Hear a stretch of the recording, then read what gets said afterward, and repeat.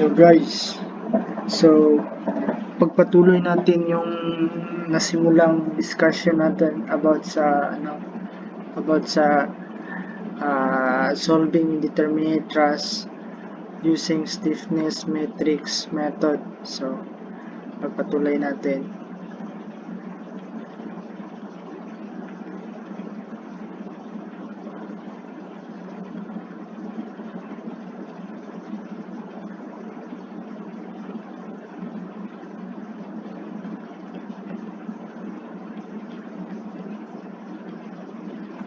Okay.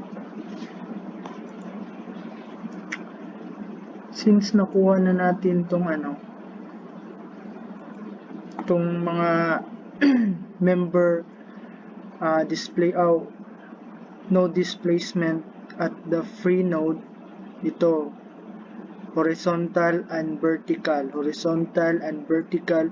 displacement at joint 2 to, tapos ito rin sa joint 3. Ito yung mga node na nagdi-displace, meaning hindi siya restrained kasi nga may motion okay.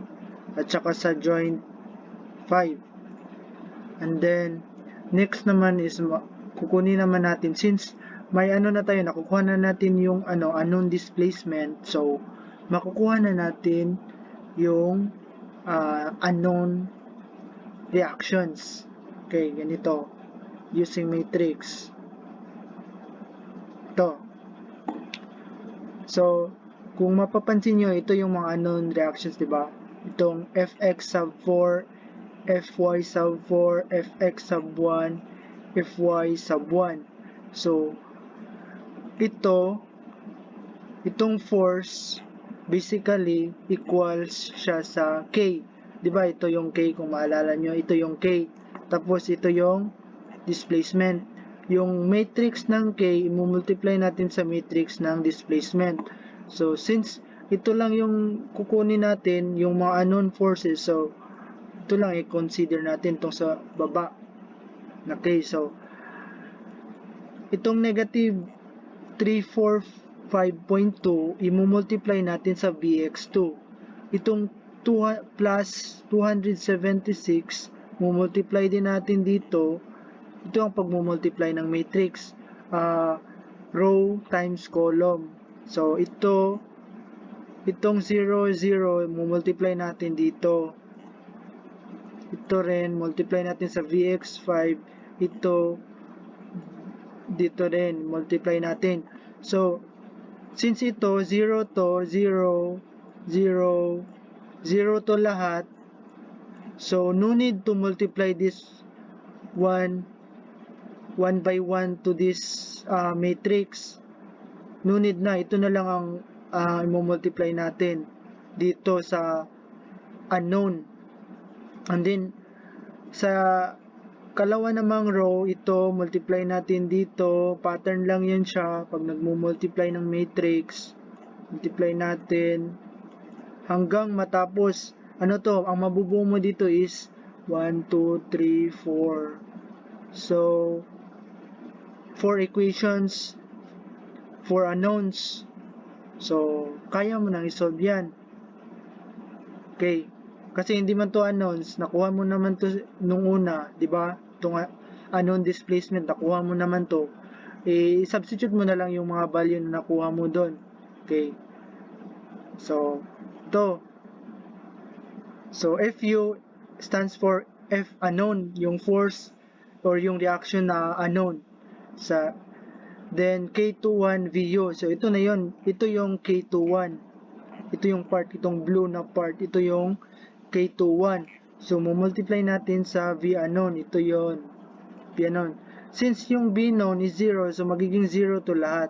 So ito na yung magiging equation natin. So ito na yon, negative 345.20 Vx2. So ito Vx2 276 plus 276, ito yung 276, multiply natin ng Vy sub 2. So ito 0, 0 to, kaya sinulat ko na lang dito is magiging 0 na rin to.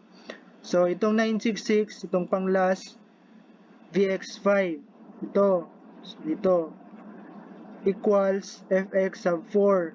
So or equal siya sa reaction at node 4 or joint 4, vertical siya kasi nga x. Tapos yung mga unknown displacement, substitute mo lang dito guys, substitute mo dito. Solve na natin yung reaction sa horizontal reaction sa joint 4. Okay, ganyan lang yan siya, ka-easy guys. Kuha na natin negative, this negative sign downward siya.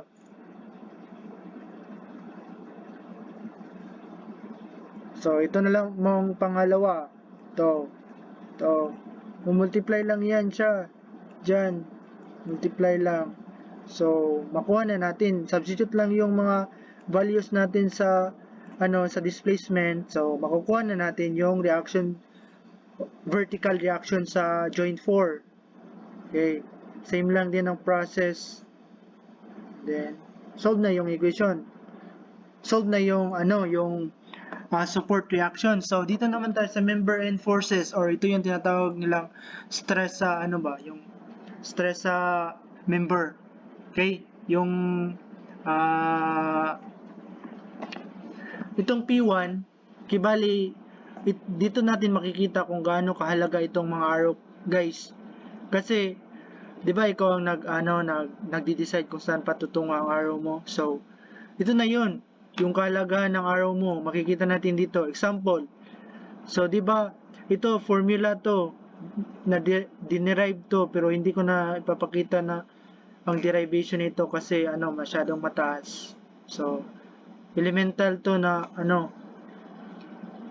local, ito local to, local na k, yung maliit na k. So AE so over LE, so LM negative L negative M, formula lang to lahat guys, formula to.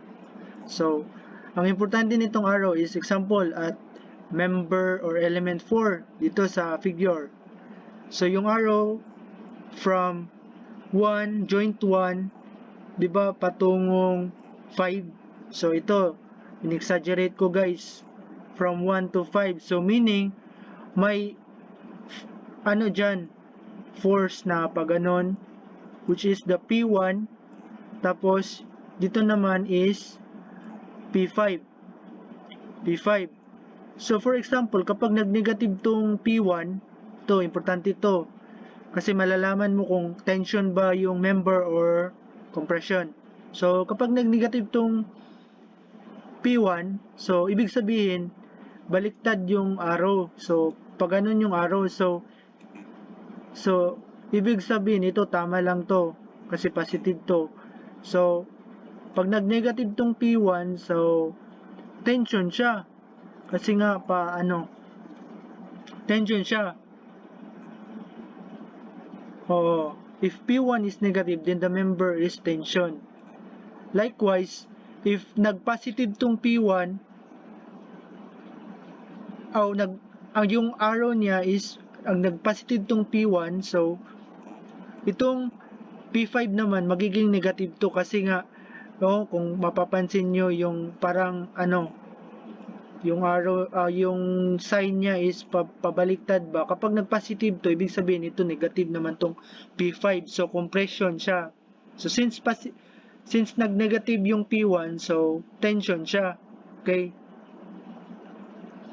so ito yung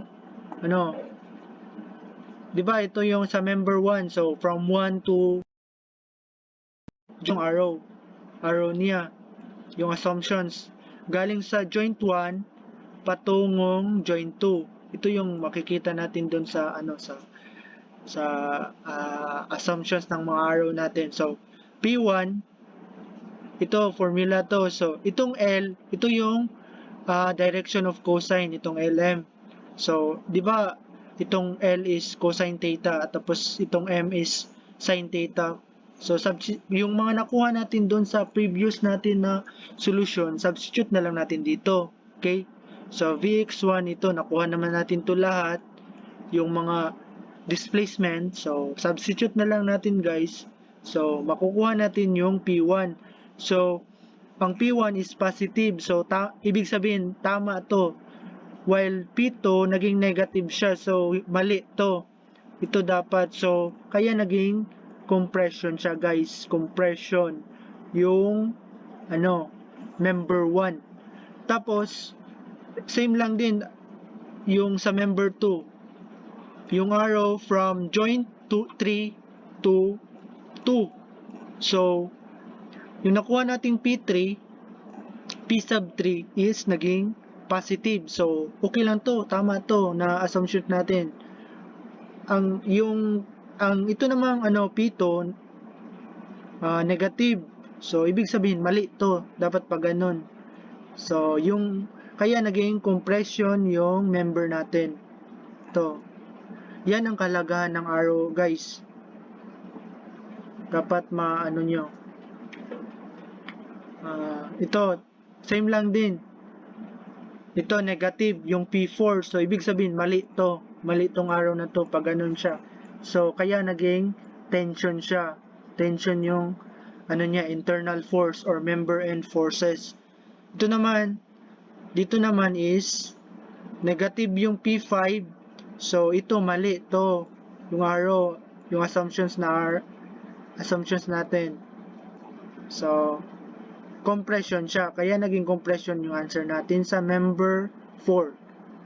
Same lang din sa sa 5, 6 and 7. So alam naman natin yung nature ng ng forces, member and forces. So dito sa figure na to is mga assumptions pa lang to, yung mga arrow natin. Hindi natin alam kung ina-assume natin tama ba or mali.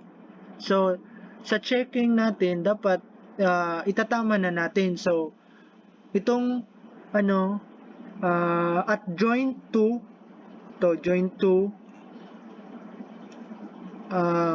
itong siya is tension pala to, tension. So, pag ganun yung arrow niya, tension. Tapos ito rin, tension. Tapos, dito naman, compression. Okay lang yung assumptions natin.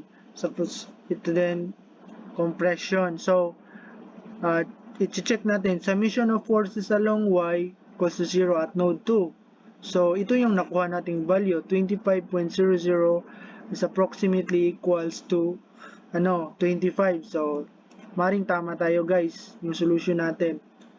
Kasi hindi to hindi to mag-coincide. Okay. Pag hindi yan tama, summation of forces along X, ito naman. So, kibali checking to guys na